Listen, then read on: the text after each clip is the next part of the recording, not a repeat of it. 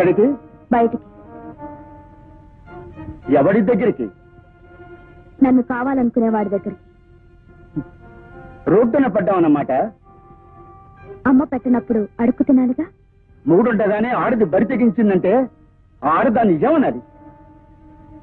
మొగుడుండగానే ఆడది బరి తెగించాల్సి వచ్చింది అంటే ఆ మగాన్ని ఏమనాలి?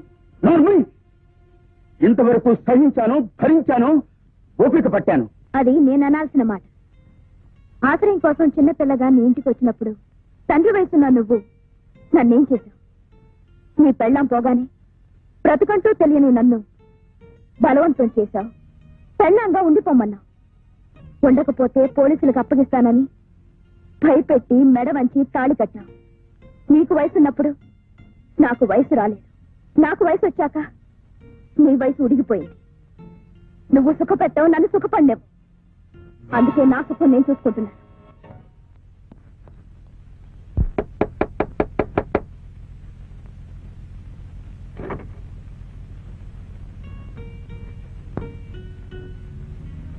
ఇందాక మాట్లాడుతుండగా మధ్యలో ఫోన్ పెట్టేసింది నువ్వేనా?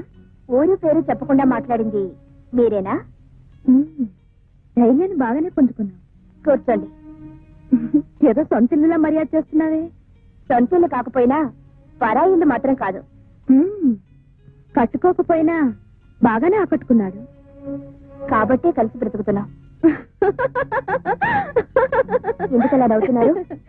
ఇది కలిసి బ్రతకడమా, కలిసి ఉండడమా? మీరెలా అనుకుంటున్నారు? అభి ఇంటికి వచ్చిన ప్రతి ఆడపిల్ల నీలా కలిసి బ్రతకాలని అనుకుంటుంది. తీరా కలిసాక గాని అసలు రంగు బయటపడదు. ఏమిటి అలా నిలబడిపోయా? ఇలారా? అర్థం కాలేదా? అభికి ఏమనుకోకు, మా అల్లుడిని అలాగే పిలుస్తాను. అభికి ఈ గది, ఆ మంచం మాత్రం పర్మనెంట్. ఈ గదికొచ్చే అమ్మాయిలు, ఆ మంచం మీద వేసే దుప్పట్లు మాత్రం పర్మనెంట్ కాదు. ఇప్పుడు అర్థమైందా? ఆహా, ఆయన గురించి చాలా తెలిసినట్టు మాట్లాడుతున్నావు. నేను కలిసాకేగా నువ్వు కలిసావు. నీకు తెలుసో లేదో, అభి స్వప్న అనే లాయర్ని ప్రేమించాడు. దాన్ని వదిలించుకోవడానికే నన్ను తగులుకున్నాడు. ఇప్పుడు నేనుండగానే మళ్ళీ నిన్ను తగులుకున్నాడు. అదేమిటో అతని టైపు. ఏ పూట ఏ హోటల్లో భోజనం బాగుంటే ఆ హోటల్లో తింటుంటాడు. హోటల్స్ అన్ని బోర్ కొడితే తిరిగి నా ఇంటికే వస్తాడు. అవును, అతనికి ఇల్లుంది, ఆ ఇంట్లో అమ్ముంది. మరి నిన్ను అక్కడ పెట్టేది ఇక్కడ పెట్టాడేమిటి? అక్కడే పెట్టబోతున్నారు. అది చెప్పడానికి వాళ్ళమ్మ దగ్గరికి వెళ్ళారు. వాళ్ళమ్మ ఇప్పుడు నీ మొహం కూడా చూడదు. ఆ ఇంట్లో కోడలుగా కాలు పెట్టాలంటే నేనే పెట్టాను. ఎందుకంటే దేశికి ఆ ఇంట్లో స్థానం లేదు. దేశియా? నేనే అలా చెప్తాను. అలా చెప్పకపోతే నాకు ఆ ఇంట్లో స్థానం ఉండదు. నువ్వు మర్యాదగా ఇక్కడి నుంచి వెళ్తావా లేదా? అరే, నీ కోపం కూడా వస్తుందే. వెళ్తాను. నీ సంసారం ఎలా ఉందో ఒకసారి చూసి వెళ్తాను. నా దగ్గర లేనిదేమిటో నీ దగ్గర ఉన్నదేమిటో తెలుసు. అరే, రాధాకృష్ణ బొమ్మ నేనుండగా లేదే. నువ్వు వచ్చేటప్పుడు తెచ్చుకున్నావా? పాపం, రాధాకృష్ణలాగా ఉందావనా? నువ్వెలా రాధవవుతావు? నేను రాధని అంటే అత్తయ్యని. అభి నా కల్లుడు. ఇది ఎక్కడికో తెలుసా? మీ ఇద్దరు సింగపూర్ వెళ్ళినప్పుడు తెచ్చుకున్నాం. బాగుంది కదా? అరే, కట్టెను కొత్తదే, పర్వాలేదు. సీనరీ బాగుంది. పాత రంగులు మూసివేయడానికి కొత్త సీనరీ తెచ్చి పెట్టుకున్నాడు. అదే దుప్పటి మాదే. ఇది నువ్వు వచ్చాక అసలు దుప్పటి మార్చలేదా? మార్చిపోయినట్టుంది. టేప్ రికార్డరు పాతది మార్చేశాడే. మేమిద్దరం కలిసి ఉన్నప్పుడు రాత్రిపూట మూడు కోసం మ్యూజిక్ వేసుకునేవాళ్ళం. మీరు అంతేనా?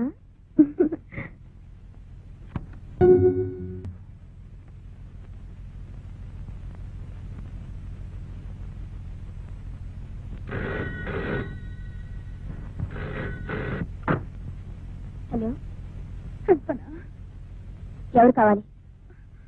అభి కావాలి. నువ్వే కావాలి. నేను మీ అక్కనమ్మా. నీ కళ్ళ ముందుకు వచ్చి కూడా మీ అక్కనని చెప్పుకోలేకపోయినా దౌర్భాగ్యరాలి. హలో అభి, ఒక్కసారి ఇక్కడికి వచ్చానవా? నీకు సిగ్గులేదు? లేదు. నువ్వు స్వార్థానమేనా? కాదు. నీ అంత బరి తెగించిన అర్థాన్ని ప్రపంచంలో తోరచబడి.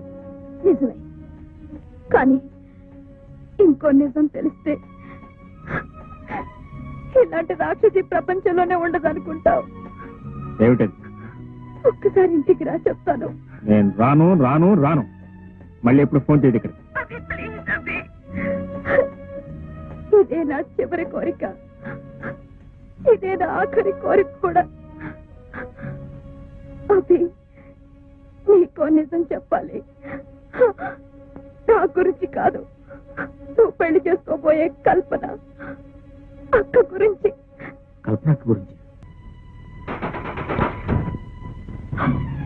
ఏమిటి? ఏమైందండి? హత్య చేశారు. ఎవరిని? మీ అక్కనే. అక్క? అక్కెవరు? తారా. తారా? మా అక్క? మరి ఆ హత్య ఎవరు చేశారు? ఎవరో చేశారు, కానీ తెలివిగా నా మీద నెట్టారు. ఎవరు? బహుశా భర్త చేసుకుంటాడు. తరబితేది పోలీసులు అంతలోకి వస్తున్నారు. దొరకకుండా పారిపోదాం అనుకుంటున్నారా? పారిపోవాలి.